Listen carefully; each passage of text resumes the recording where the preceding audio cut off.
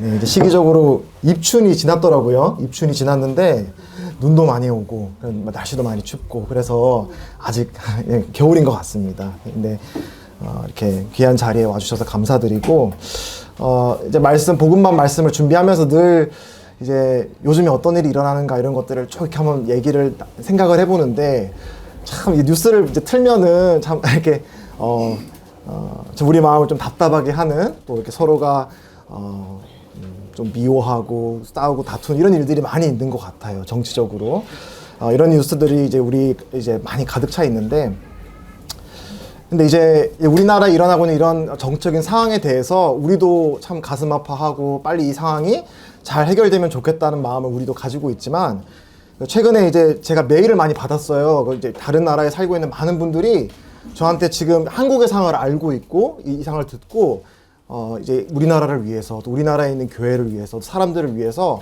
기도하고 있다는 그런 메시지를 개인적으로 많이 받습니다. 그래서 지금 우리가 지금 겪고 있는 이런 일들이 그냥 우리나라에서만 그냥 끝나는 일들이 아니라 전 세계 사람들이 다 주의 깊게 지켜보고 있고 이 일들로 인해서 우리 나라 사람들이 더 단합이 되고 또 하나님을 찾게 되고 이렇게 되기를 다 기도하고 있다는 이런 얘기들을 종종 듣게 됩니다. 그래서 이런 상황들을 이제 보게 되면서 이제 이런 상황이 우리나라만 이제 있는 건 아닌 것 같아요. 확실히 최근에 미국 이런 관세 정책 뉴스 이렇게 보시면 아시겠지만 때문에 막 주식 시장이 흔들리고 금융 또 무역 이런 것들이 휘청휘청 하고 있거든요. 그리고 여전히 우크라이나와 러시아 또 중동 지역 이런 데서는 전쟁이 계속 일어나고 있습니다. 많은 사람들이 죽어가고 있고 포로로 잡혔던 사람들이 인질 교환이 일어나고 있고, 그래서 서로 다른 이념과 또 가치 이런 것들이 계속 우리나라만이 아니라 전 세계 곳곳에서 부딪히면서 서로를 미워하고 대립이 일어나고 이런 일들이 세계 곳곳에서 일어나고 있습니다.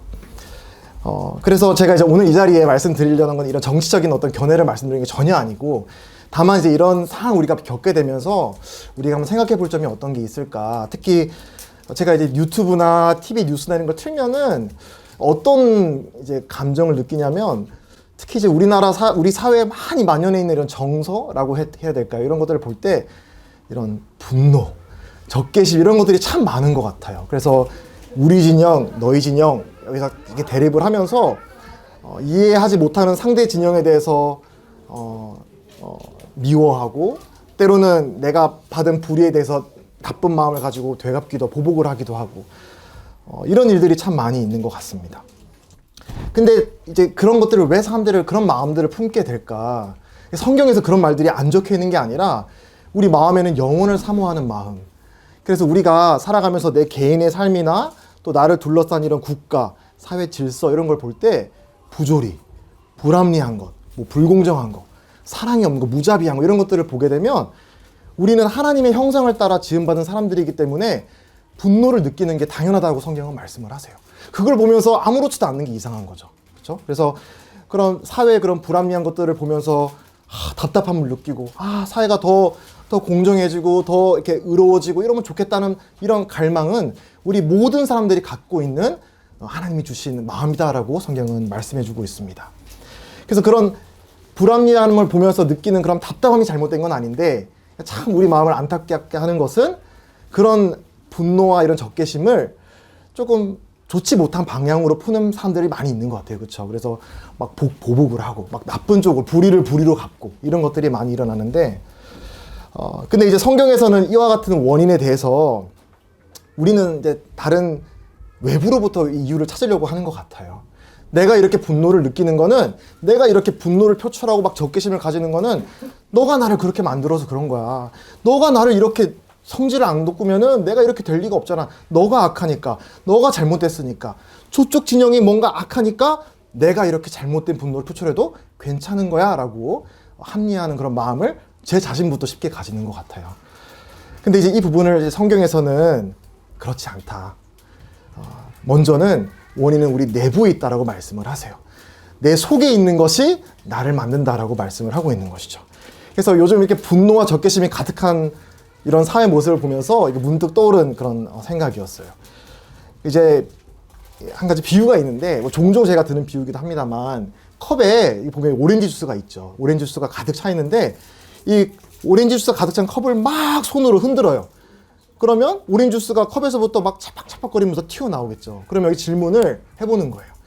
이 컵 속에서부터 왜 오렌지 주스가 튀어나왔을까요? 라고 하는 질문에 많은 사람들은 컵을 흔들었으니까 오렌지 주스가 튀어나왔지 라고 대답을 할 수 있겠죠.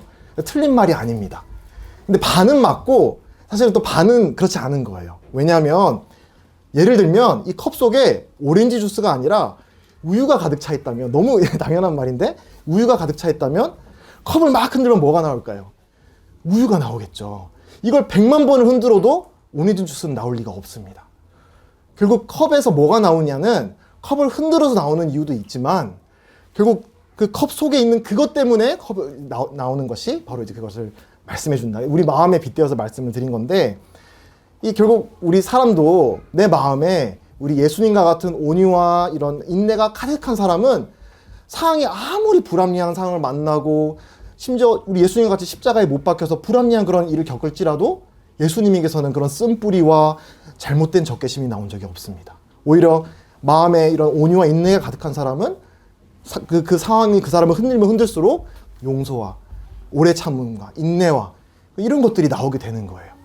결국 그래서 이제 우리 이런 상황을 보게 될 때 우리가 남 탓, 외부 환경을 탓하는 건 참 쉬운 일이지만 우리가 지난 이제 로마서 1장부터 3장까지 앞에서 쭉 제가 이제 해오고 있는데 여기서 쭉 해오고 있는 일관된 메시지는 결국 우리의 문제는 우리의 마음의 문제다.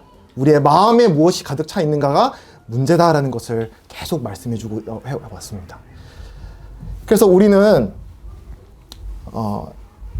쭉 이제 로마서 1장부터 3장까지 그 사람이 어떤 언어를 가진 또 어떤 인종의 사람이든 상관없이 피부색과 문화와 상관없이 결국 모든 사람이 하나님과 단절되어 있다는 것이 문제이고 결국 의인 없나니 하나도 없다라는 그런 선언을 로마서 앞장에서 해주고 있습니다. 그래서 우리 사람은 그런 기대가 없는 존재가 아닌 거예요. 우연의 일치로 막 그냥 화합 조합물이 돼가지고 우연히 진화된 그런 우연의 산물의 존재가 아니라 성경에 따르면 우리는 하나님의 형상을 담도록 모든 사람이 범죄였음에 하나님의 영광에 이르지 못하였으니, 다시 말하면 우리는 원래 어디에 이르러야 되는 존재다? 하나님의 영광에 이르도록 지으심을 받은 존재들인데 거기에 이르지 못한 존재가 되어버렸다는 것이 우리의 본질적인 문제다라는 것을 이제 로마서 3장까지 쭉 설명을 해주고 있습니다. 그래서 오늘 이제 로마서 4장을 오늘 이제 말씀을 드리게 될 터인데, 이 사람의 마음의 문제, 우리가 그래서 이 마음의 문제를 해결받기 위해서는 우리의 힘으로는 되지 않는다. 우리에게는 하나님의 은혜가 필요하고 예수 그리스도의 보혈이 필요하다라는 것이 바로 이제 이 로마서를 기록한 사람의 메시지인데, 이 메시지를 들었을 때 듣기 거북한 사람이 있었다라고 이제 서장은 전제하고 있습니다. 그건 이제 다름 아닌 우리가 생각할 때 이런 복음 메시지 들었을 때 거북함을 느끼는 사람, 우리 마음은 다 부패하고 타락했다는 말 들었을 때 거북해하는 사람은 악한 사람, 범죄자, 무법자, 이런 사람들이 이런 말을 불쾌하게 여길 것 같지만 4장에서 다루고 있는 사람들의 부류는 종교인이에요. 굉장히 도덕적으로 그리고 의롭게 종교적인 열심을 잘 잘하면서 살아온 사람들에 대해서 로마서 4장에서는 말씀을 해주고 있습니다. 그래서 그런 경우가 많이 있는 것 같아요. 이 복음을 들을 때 더 어려운 경우가 죄를 많이 지은 경우보다 오히려 내가 생각했을 때 내 기준대로는 잘 살아왔는데 법 안 어기고 떳떳하게 살아왔는데 내가 왜 죄인이냐, 나에게 왜 하나님이 필요하다고 하느냐라는 그런 반발심을 가지는 사람의 부류는 오히려 그런 악한 죄를 막 많이 저지르고 살아온 사람보다 내 나름대로는 잘 살아온 사람, 도덕적인 사람, 종교인 경우가 참 많은 것 같습니다.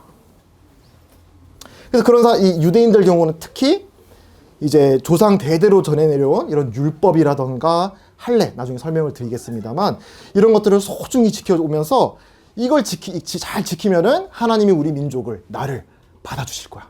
하나님 앞에 이런 것들을 잘 지키면 하나님 앞에 내가 의롭게 설 수 있어 라는 믿음을 가지고 살아왔던 사람들이 바로 유대인들이었습니다.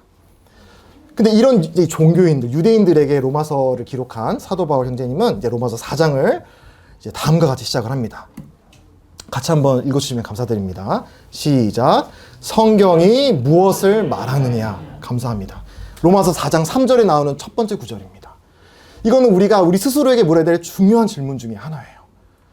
하나님을 찾는 사람들, 참된 예수 그리스도의 복음, 내 삶의 행복, 내 죽음 이후의 영혼의 문제를 구도하는 사람들이 반드시 내 스스로에게 질문해 봐야 될 중요한 질문을 로마서 3장 3절에서는 해주고 있어요.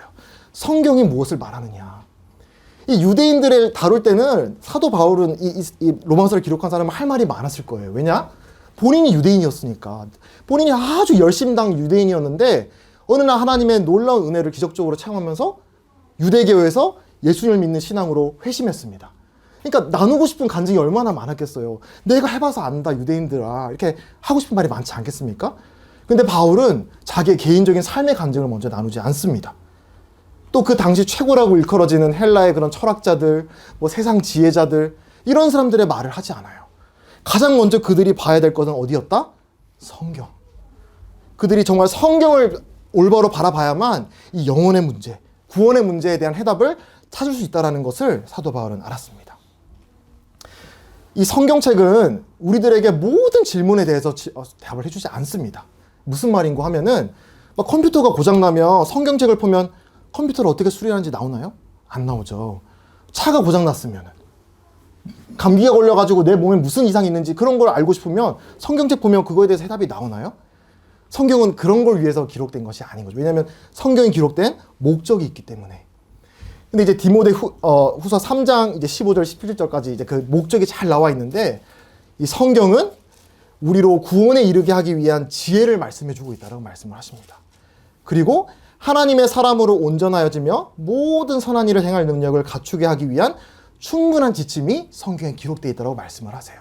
간단히 말씀드리면 성경은 내가 하나님 만나서 영혼의 문제 해결받고 하나님 안에서 거듭나는 문제, 그건 성경 안에 충분한 지혜가 거기 들어있다고 말씀을 하세요. 그리고 거기서 끝나는 게 아니라 우리가 이제 살아가면서 하나님과 동행하고 또 하나님이 나에게 어떤 사람으로 이렇게 예수님을 닮아가는 사람을 살아가기를 원하는지 배워가기 위한 그런 지침들이, 교훈들이 성경에는 충분히 나와 있다고 말씀을 하십니다. 그래서 이제 오늘 이 구원에 이르는 믿음의 문제에 대해서 다루게 될 때 바울은 자기의 경험도 세상 지혜도 아닌 바로 성경이 무엇을 말하느냐라는 것을 강조해서 얘기하고 있는 겁니다. 그리고 이제 3절에 이제 이어서 이렇게 나옵니다. 아브라함이 하나님을 믿음에 그것이 그에게 의로 여겨진 바 되었느니라. 이제 바울은 유대인들이 자기의 뿌리를 굉장히 자부했고 우리는 유대인들이야 하나님의 선택받은 민족이야 라는 것을 이제 자랑하는 이제 사람들이었는데 그래서 이제 그들이 자랑하는 유대인의 조상이라 일컬어지는 아브라함의 이야기를 지금 꺼내고 있는 것입니다. 여러분이 들고 있는 이 성경책 창세기 딱 펴면 아브라함 얘기 나오죠? 자, 여기 한번 펴보세요 라고 하면서 아브라함의 얘기를 해주고 있습니다. 이때 아브라함이 하나님을 믿음에 그것이 그에게 의로 여겨졌다라는 말씀을 펴며 그들에게 말씀해주고 있습니다. 이 하나님을 믿음에 그가 의롭게 여겨졌다는 말씀 이야기에서 조금 더 이 창세기로 돌아가서 좀 살펴봐야 되는데 창세기 12장에 이제 처음 이야기가 나옵니다. 창세기 12장 2절과 3절에 아브라함이라고 하는 한 노인이 살았는데 하나님께서 이 아브라함이라는 노인에게 찾아오셔서 그를 부르시는 장면이 여기 나옵니다. 그때 하나님께서는 아브라함이 뭘 믿었느냐? 그냥 추상적으로 하나님 믿었어. 이게 아니라 믿었던 구체적인 대상이 있었는데 그게 이제 그 대상이 창세기 12장 2절부터 3절을 나오는데요. 제가 한번 읽어보겠습니다. 내가 너로 큰 민족을 이루고 내게 복을 주어 내 이름을 창대하게 하리니 너는 복이 될지라. 땅의 모든 족속이 너로 말미암아 복을 얻을 것이니라. 아브라함이 하나님의 약속을 믿고 하나님께서 그를 의로 여겼다고 말씀을 하십니다. 여기에 이 약속이 있는데 우리는 하나님에 대해서 참 많은 분들이 오해하는 분이 있는 게 교회 나오라고 하면 예수 믿으라고 하면 하나님 믿으라고 하면은 마치 내 걸 뭘 내어줘야 될 거라는 생각을 가진 분들이 있어요. 하나님은 나에게서 뭘 요구하는 분, 삶을 피곤하게 만드는 분, 내가 하고 싶은 거 못하게 하는, 나의 불행을 기뻐하는 분, 나에게 무거운 짐을 지우는 분, 내게서 뭔가를 빼먹고 싶어하는 분, 이런 존재로 많은 사람들이 생각을 합니다. 하지만 아브라함이 구원을 받았던 그 믿음의 대상이 됐던 약속의 본질을 보게 되면 여기에 단 하나도 하나님은 아브라함에게서 뭘 달라는 내용이 하나도 없어요. 주겠다, 복 주겠다, 내가 너를 선택하여서 너를 복으로 삼겠다, 복을 받는 존재가 될 뿐만 아니라 너 자체를 복의 존재로 만들겠다라고 말씀을 하세요. 그리고 마지막 3절에 거기서 끝나는 게 아니라 너가 그냥 복의 수혜자로 끝나는 게 아니라 너로 말미암아 모든 족속이 복을 얻게 되는 축복의 통로가 되는 것까지 하나님께서는 이 아브라함의 삶을 통해 계획하신 원대한 구원의 계획이었습니다. 이게 하나님이 처음에 아브라함에게 다가오셔서 주셨던 약속의 말씀이었고, 이거를 아브라함이 진짜요? 감사합니다 하나님, 이 마음으로 믿었는 거를, 믿음으로 받아들였던 거를 의롭다고 여겼던 것입니다. 근데 이때 상황을 조금 더 설명을 드리자면은, 이때 아브라함의 나이는 75세, 사라의 나이는 10살 차이였거든요. 65세였습니다. 사라 같은 경우는 이제 불임의 상태였고 아이를 낳은 적이 낳지 못했습니다. 그리고 이미 이제 태가 닫혀서 폐경기여서 이제 아이를 실제적으로 생물학적으로 낳을 수 없는 그런 상황에 있는 아브라함과 사라 부부에게 찾아오셔서 주셨던 약속이, 내가 너희 부부를 선택하여서 너희로 큰 민족을 이루고 너에게 복을 부어다 주고 너희를 통해서 모든 족속들이 복을 누리는 그런 민족으로 삼겠다는 약속을 주신 거거든요. 그래서 한 가지 측면은, 하나님의 약속의 한 가지 측면은 하나님은 우리에게 복 주시길 원하시는 분이다. 그는 우리에게 테이커, 우리에게 뭔가를 빼앗아 가시는 분이 아니라 우리에게 넘치도록 주시고 싶어 하는 분이다라는 게 첫 번째, 약속에서 볼 수 있는 교훈이고요. 두 번째, 그 약속을 받는 우리 인간의 상황을 볼 때 도저히 그 상황이 일어날 수 없을 것 같은 상황인 거예요. 아브라함 보세요. 사라 보세요. 75세, 65세 폐경되어서 아이를 낳은 적도 낳을 수도 없는 것 같은 이런 노쇠한 몸인데, 그들을 부르셔서 내가 너희로 생명을 낳게 하겠고 큰 민족이 이루겠다고 말씀하시는 거거든요. 그래서 이 아브라함이 믿었던 이 믿음의 본질을 우리가 살펴보게 되면, 하나님께서 큰 복을 주시겠다라고 하는 이 약속을 정말 어린아이 같은 믿음으로 믿는 그 믿음을 포함하여서, 근데 그 복이 아무리 봐도 일어날 것 같지 않은 내 한계, 나의 연약, 그럼에도 불구하고 하나님은 복의 근원이시기 때문에, 생명의 근원이시기 때문에 이루실 수 있다라는 걸 받아들이는 것이 바로 아브라함이 가졌던 믿음이고, 또 우리가 구원에 이르는 믿음이라고 우리가 볼 수 있다고 생각을 합니다. 그리고 참 놀라운 거는 이 12장 사건이 일어난 이후에 10년이 흐릅니다. 그게 창세기 15장에 있는 사건이 일어나게 되는데, 그러니까 다시 말하면 아브라함은 75세 때부터 10년이 지나니까 85세, 사라는 75세.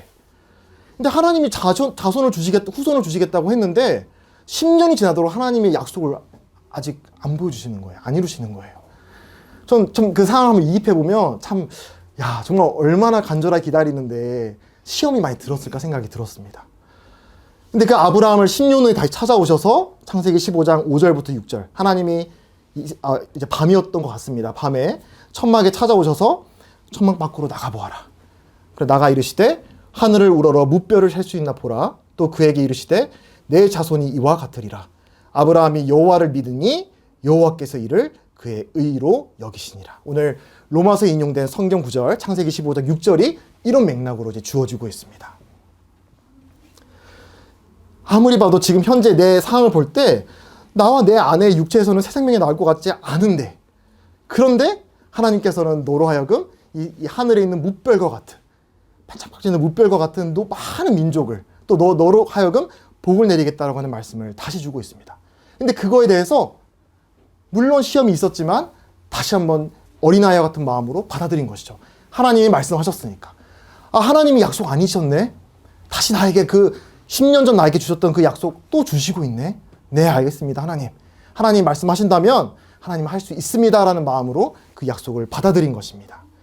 이게 이제 오늘 바울도 그렇고 오늘 제가 여러분들에게 아브라함의 믿음을 통해 들려드리고자 하는, 하나님께서 어떻게 우리를 의인으로, 우리와 함께 정말 하나님의 자녀로서, 하나님의 백성으로 삼아주실 만한 그런 믿음을 어떻게 하나님께서 확인하시느냐, 이처럼 놀랍고 단순하고 명료한 그런 믿음을 가지게 될 때 우리 그 아브라함을 의인으로 여기셨다는 것을 말씀드리고 싶습니다. 우리는 이제 이 아브라함의 믿음을 통해 우리 또한 마찬가지로 구원에 이르는 믿음의 원형을 우리가 발견하게 됩니다. 그래서 아브라함의 믿음은 이렇게 제가 한번 그냥 요약을 해봤습니다. 스스로의 힘으로는 복을 받을 수 없는 상황이라도 나에게 하나님께서 복을 주시겠다고 하는 그 약속을 믿는 믿음. 이게 바로 아브라함의 믿음이었습니다. 우리가 때로는 이제 구원에 관한 믿음, 구원의 교리, 성경의 가르침 이런 것들을 이제 잘 배워야 될 필요가 있습니다. 근데 이걸 잘 배우다 보면 이 믿음이란 거에 대해서 너무 어렵게, 너무 복잡하게 생각해서 야, 이게 믿음이 뭐지? 내가 구원받는 게 맞나? 내가 진짜 믿음 가진 거 맞나? 라는 그런 의구심을 저도 가진 적이 있었고 가질 때가 있는 것 같아요. 다시 한번 아브라함의 믿음을 돌아가게 될 때 아브라함의 믿음을 보면 너무나 단순하고 명료하죠. 내 상황은 불가능해 보일지라도 하나님은 우리에게 복 주실 수 있다라고 하는 그 믿음. 거기에 하나님께서는 아브라함을 의로 여기셨다라고 말씀하십니다. 그럼 이제 아브라함이 이제 구원에 이르는 믿음, 하나님이 의로 여기시는 믿음을 가진 거잖아요. 그럼 이 아브라함이 이 믿음을 가진 이후에 하나님의 약속을 의심한 적이 없었을까요? 아브라함은 실패한 적이 없었을까요? 라고 하는 질문에 대해서 성경은 다 설명해 주고 있어요. 답은 NO.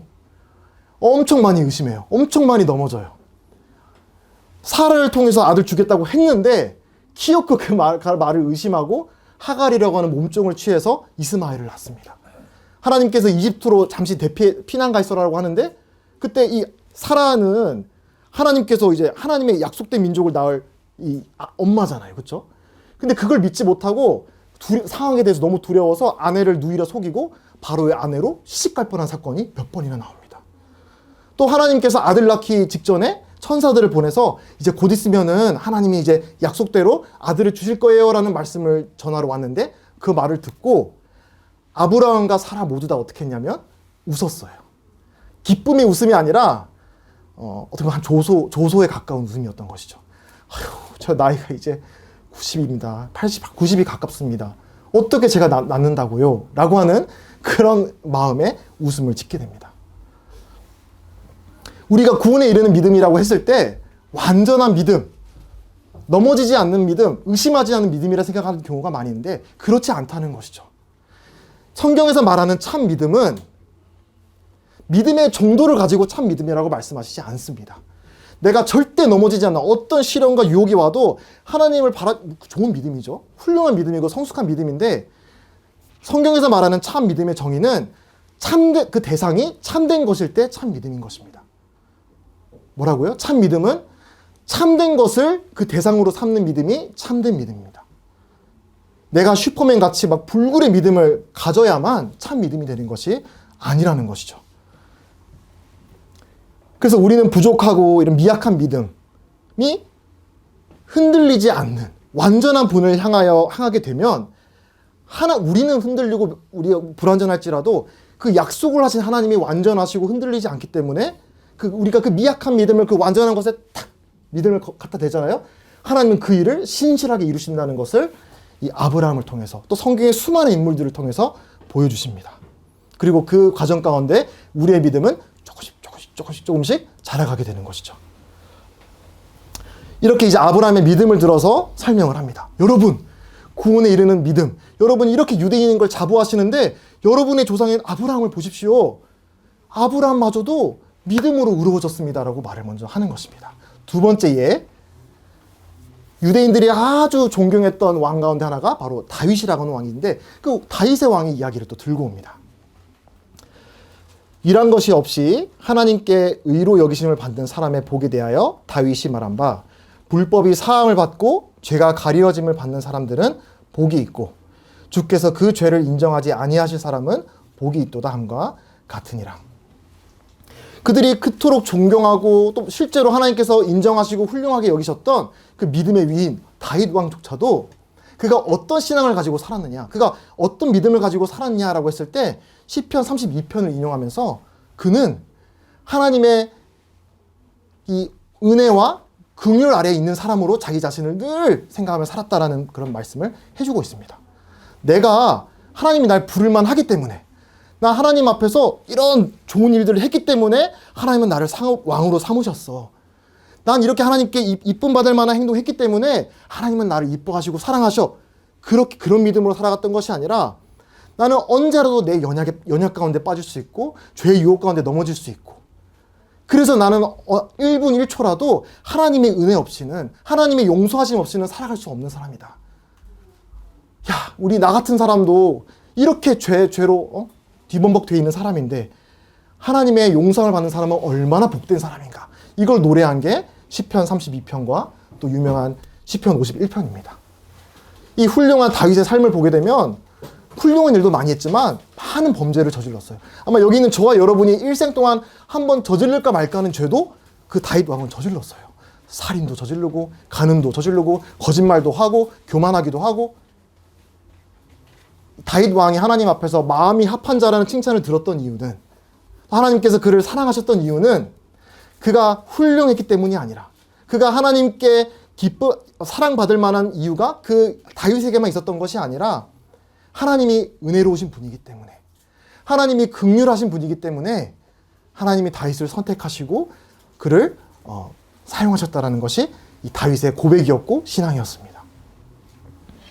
그래서 이제 이 로마서 4장 6절에서 8절에 인용된 32편, 시편 32편도 이 고백의 시거든요. 내가 이런 더러운 죄인데, 우리 이런 죄 아래 있는 인간들인데 이 하나님의 용서를 경험하는 우리 인간은 얼마나 복된가라는 이 노래를 할 때 이 동일한 32편 5절에 이 말을 하고 있습니다.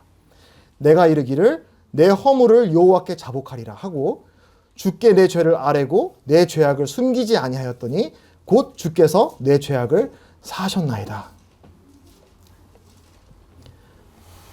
다윗 왕은 내가 하나님께 나의 공로, 나의 힘으로 하나님께 의롭게 선다라는 그런 신앙을 가졌던 것이 아니라, 내가 이런 비참한 그런 존재이고 넘어지고 연약하고 죄를 짓는 사람이지만 내가 정직한 마음으로 하나님 앞에 자백하는 마음으로 회개하고 나아갈 때 하나님이 어떻게 하시는 분이다? 주께서 내 죄악을 사하시는 분이다.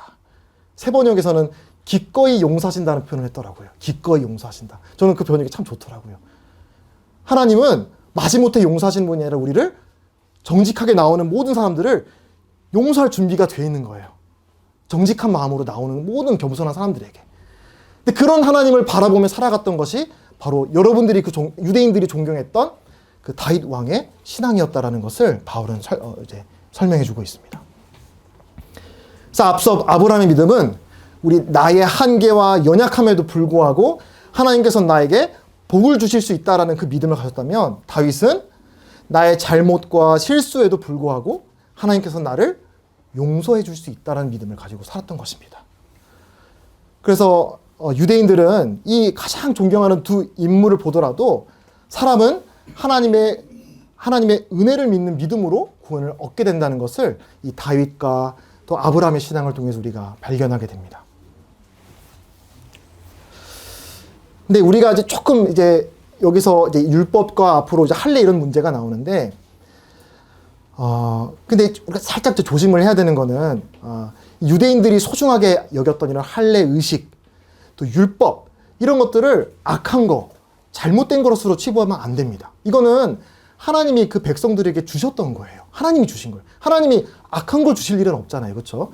그 목적을 가지고 이 구약의 여러 가지 예식들, 율법, 규례들을 백성에게 주셨습니다. 그래서 그걸 잘 소중하게 지키는 것 자체가 잘못된 게 아니라, 잘못된 게 뭐냐면 그걸 잘 지켜야만 하나님이 우리를 기뻐하고 받아주신다는 그 믿음이 잘못됐다는 것을 바울이 말해주고 있는 거거든요. 그래서 우리도 형식주의가 잘못된 것이지 형식 자체가 잘못된 게 아니라는 것을 우리가 또 잘 균형감 있게 이해해야 될 것 같습니다. 그래서 우리는 양극단을 다 주의해야 합니다. 이 율법주의자들이 생각한 것처럼 이 막 규칙과 이런 것들을 다 선행을 다 쌓아올리고 기준을 맞추면 하나님이 나를 받아주신다 라고 하는 이런 율법주의의 극단도 우리가 주의해야 되지만, 하나님은 우리를 은혜로 받았기 때문에 이제 내 마음대로 살아도 돼, 내가 무슨 짓 해도 다 돼, 어떤 외적인 순종은 하나도 중요하지 않아, 이런 신앙, 무법주의라고 저는 이제 막 이름을 붙여봤는데, 이 율법주의의 극단도 위험한 것이지만 무법주의의 극단도 우리가 위험한 것입니다. 그래서 그거에 대해서 이제 바울이 이 로마서 4장에서 또 설명을 해주고 있습니다. 로마서 4장 11절에 세 번역으로 제가 이제 올려드렸는데, 한번 같이 읽어주시면 감사드릴게요. 이거 이제 슬라이드 보시면서 한번 같이 읽어주시면 감사드립니다. 시작. 아브라함이 할례라는 표를 받았는데 그것은 그가 할례를 받지 않은 상태에서 이미 얻은 믿음의 의를 확증하는 것이었습니다. 그래서 그는 할례를 받지 않고도 믿는 모든 사람의 조상이 되었으니 이것은 할례를 받지 않는 사람들도 의롭다는 인정을 받게 하려는 것이었습니다. 감사합니다. 그래서 여기서 할례라는 것을 말씀해 주는데, 할례는 이미 은혜로 받은 하나님의 의를 외적으로 나타내는 증표다라고 말씀을 하세요. 그 목적이, 그 의미가. 그러고도 그럴 것이, 이 할례가 언제 만들어지냐면 창세기 17장에 만들어집니다. 아브라함에게 주세요. 할례 만드는 과정이. 근데 아까 보셨죠? 하나님이 아브라함을 의롭게 여기시는 사건은 창세기 15장에 나옵니다. 그럼 질문해 볼 수 있을 거예요. 아브라함은 할례를 했기 때문에 하나님이 그를 의로 여기셨습니까? 아니라는 것이죠. 그가 할례를 행한 이유는 그가 믿음으로 하나님께 의롭게 여김을 받았기 때문에 그의 믿음에 대한 증표로, 하나님의 은혜에 대한 외적인 증표로 할례를 행한 것이에요. 할례도 의미가 있습니다. 그 표피가 잘라지듯이 이제부터는 이 수많은 그 더러운 그런 우상숭배 행하는 외인들처럼 살지 않고 구별된 하나님의 순전한 백성으로 살겠습니다는 고백입니다. 근데 그걸 행해야만 하나님의 백성이 되는 게 아니라 이미 하나님이 아브라함을 그의 믿음을 보시고 의롭게 여기셨기 때문에 그 할례라는 것이 그 뒤에 따라왔다라는 것이죠. 율법은 어떤가요? 많은 분들이 오해하시는 게, 유대인들은 율법을 잘 신실하게 지키면 하나님께서 그의 백성으로 인정하시고 구원하신다라는 그런 오해를 하곤 하는데, 그렇지 않아요. 십계명이 언제 이제 제정이 되었냐면 출애굽기 19장 20장에 그 사건이 나오거든요. 시내산이라는 곳에 가서 모세를 통해 십계명을 주십니다. 출애굽기 19장 20장. 그런데 출애굽기 14장 그 앞에 있는 사건을 보시면 이런 구절이 있어요. 이스라엘은 이집트를 치신 주님의 크신 권능을 보고 주님을 두려워하고 주님과 주님의 종 모세를 믿었다. 그들이 십계명을 잘 지켰기 때문에 출애굽의 종살이로부터 해방됐나요? 아닌 것이죠. 그들이 그 이 종살이로부터 이제 구원해낼 하나님과 그 하나님께서 보내신 종 모세를 메시지를 듣고 믿었기 때문에, 그리고 그 믿음대로 6월절 어린 양 죽여서 이제 그 문설주에다가 발라고 또 이제 모세를 따라갔기 때문에 이 에집트로부터 구출되었던 것입니다. 믿음이 먼저 되었고 십계명은 그 다음 나왔던 것입니다. 구약도 그렇고 신약도 항상 그래요. 믿음이 먼저고 그 다음 외적인 순종이 따라오는 것입니다. 그래서 신약시대든 구약시대든 상관없이 하나님의 구원은 전적으로 그분의 먼저 된 호의, 은혜, 이걸로 우리에게 주어지는 거고, 우리는 감사합니다 하나님, 저 축복하시겠다고요? 예수님을 통해 저에게 이런 큰 복 주셨다고요? 잘 받겠습니다. 이렇게 받아들이면 그때부터 이제 의인의 길이 시작이 되는 거예요. 공짜예요, 공짜. 그리고 나서부터 이제 외적인 순종들, 침례도 받고 만찬도 떼고 이제 주의 제자로서 열심히 훈련받고 살아가는 것이죠. 그게 딱 뒤따라오는 거예요. 근데 이게 안 되면 내가 이제 하나님의 자녀가 불릴 자격이 없다라고 생각할 수도 있는데 그렇지 않다는 것이죠.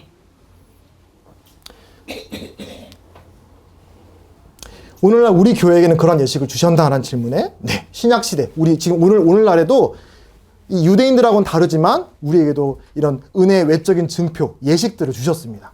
대표적으로 이제 침례식, 주의 만찬 예식 이런 것들이 있는데, 베드로는 이제 침례식에 관해서 이렇게 말을 합니다. 베드로는 3장 21절에서 그 물은 지금 여러분을 구원하는 침례를 미리 보여준 것입니다. 침례는 육체의 더러움을 씻어내는 것이 아니라 예수 그리스도의 부활을 힘입어서 선한 양심이 하나님께 응답하는 것입니다. 이 물속에 들어갔다 나와야 우리가 이제 그 다음 성도가 되냐? 아니라는 거죠. 이 물이 우리의 이런 더러움을 씻어낼 수 있다라고 하나요? 죄를? 씻어낼 수 없다라고 말씀하세요. 이거는 하나님이 이미 이루신 일에 대한 선한 양심의 응답, 간구라고 말씀을 하세요. 이 놀라운 하나님의 언약의 외적인 순종이 바로 이제 이 침례식인 것입니다. 그래서 침례를 받아야만 구원받을 수 있는 것이 아니라, 떡을 먹어야만 내가 하나님의 자녀가 될 수 있는 것이 아니라, 하나님과 은혜로 맺어진 이 새로운 관계를 믿음으로 받아들이고 이제 이런 예식들을 통해서 우리가 이제 나타내는 것이다라고 말씀해주고 있습니다. 아유, 복잡해. 뭐 이런 예식 할 필요 있어 라는 마음을 갖는 분들이 계실 수도 있는데, 이런 비유를 한번 들어볼게요. 결혼식. 우리 최근에 이제 또 곧 있으면은 이제 결혼식이 있는데, 이 결혼식의 의미가 뭘까? 특히 이제 성경에서 말하는 결혼식은 이 남녀가 여기 모여있는 하객들 앞에서 그리고 또 양가 부모님들과 또 궁극적으로는 우리 인간을 지으신 하나님 앞에서 우리가 서로에 대해서 우리가 사랑하고 존중하고 지금부터 이제 서로 헌신된 관계, 다른 사람을 보지 않는, 이성을 보지 않고 이제 서로 헌신으로 묶인 이런 관계로 들어갈 만큼 우리는 서로 이제 사랑하겠습니다. 라고 이런 서약의 관계가 바로 이 결혼식을 통해 나타나게 됩니다.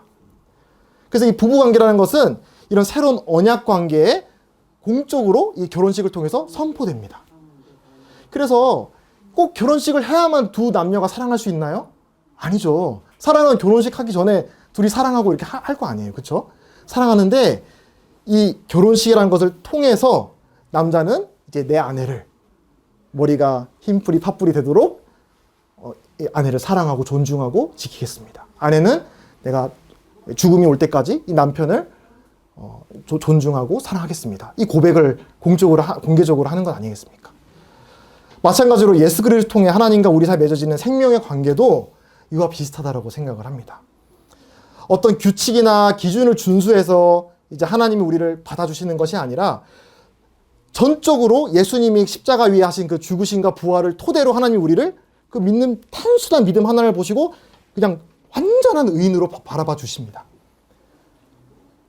그리고 하나님의 자녀로 삼아 주십니다. 또 다른 성경 구절에서는 우리를 그리스도의 순결한 신부로 삼아 주십니다.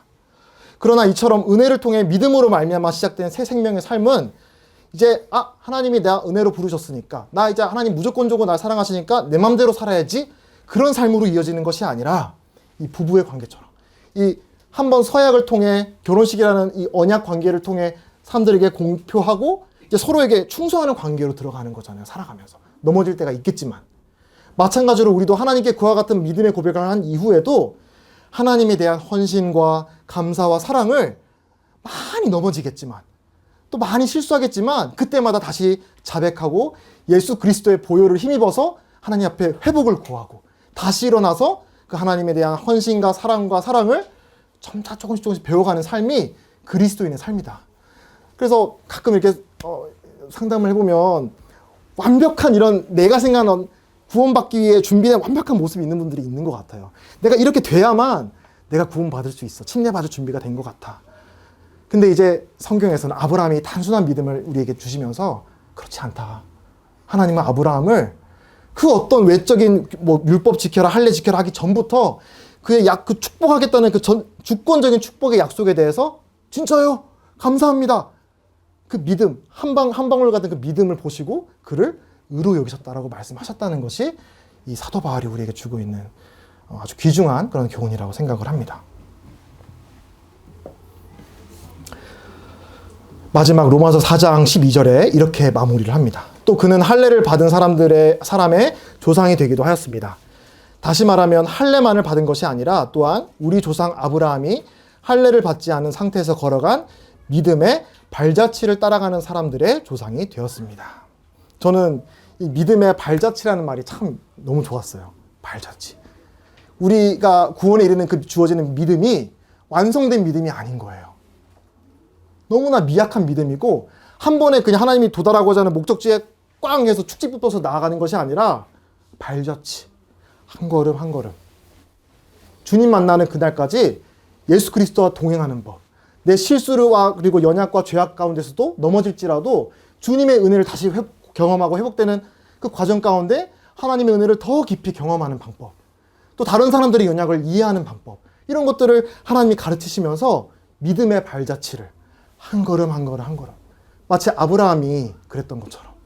하나님이 감당할 수 없는 어마어마한 축복의 약속을 처음 주셨고 그걸 받아들였지만 그걸 정말 내 몸으로 다 받아들이기까지 그는 한 걸음 한 걸음 믿음의 발걸음을 걸어야 했다. 그게 바로 이제 저와 여러분에게 주고 있는 성경의 초청이기도 합니다. 그 믿음의 첫 발자국을 떼십시오. 어려운 게 아닙니다. 하나님이 우리에게 복 주겠다고 하시는데 마다할 이유가 뭐가 있겠습니까? 그게 이제 성경에서 말씀하고 있는 아브라함의 삶의 메시지이기도 한 것이죠. 그래서 우리가 그 이후의 믿음의 여정은 주님 만나는 그날까지 과정으로서 쭉 이어지는 것이다. 거듭남, 새 생명으로 거듭난 사건은 한순간 일어나지만 이 믿음이 성숙해가는 과정은 일평생 우리 주님 만나는 그날까지 지금도 쭉 일어나는 과정이다라는 걸 이 믿음의 발자취란 말을 통해서 우리가 배울 수 있는 것 같습니다. 그래서 그렇죠? 이 모습을 상상하면 막 가슴이 두근거려요. 아브라함이 하나님이 천막 밖으로 탁 이제 데려와서 하늘의 이 별들을 바라보게 하시면서 믿어지지 않겠지만 내가 너를 통해서 저기 있는 별이 많은 것처럼 많은 민족을 만들 거야. 그리고 이 많은 민족을 만드는 것이 너의 이 믿음의 발을 따라오는 많은 사람들이 있게 될 터인데 이 모든 너에게 준 이 약속의 축복의 약속을 너의 후손, 너와 그 사라의 몸을 통해 태어나게 될 후손, 우리가 신약성경에서 보게 되는 예수 그리스도라고 하는 분을 하나님께서 염두하시고 말씀하신 거겠죠. 예수 그리스도 통해서 이렇게 별과 같이 많은 너의 믿음의 발자취를 따라오는 너의 믿음의 후손들을 내가 만들어낼 거야. 이 약속을 하셨고 이게 감당이 됐겠습니까? 감당 안 됐겠죠. 85세인데 아기도 없고. 하나님은 하셔요. 부족한 믿음이지만 하나님은 약속을 지키시는 분이기 때문에 이 동일한 약속을 우리에게 주십니다.